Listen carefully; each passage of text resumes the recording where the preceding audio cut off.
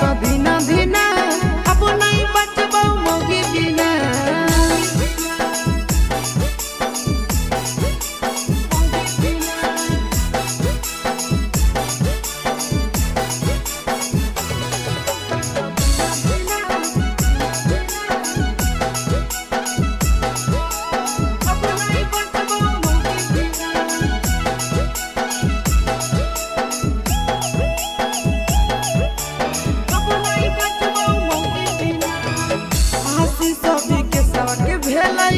तिलक चंदन गे मिलल झकास दुल्हन सूरज नंदन के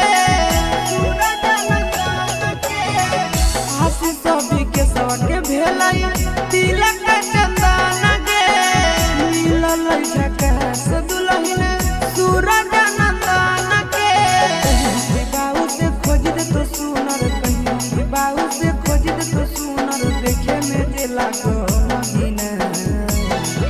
कभी ना धीना अब नहीं बचबो मोगी बिना। तो कभी ना धीना अब नहीं बचबो मोगी बिना। कर दे मोर जल्दी बियाह गे मैया मुश्किल भलो हमर दिना। तो कभी ना धीना अब नहीं बचबो मोगी बिना।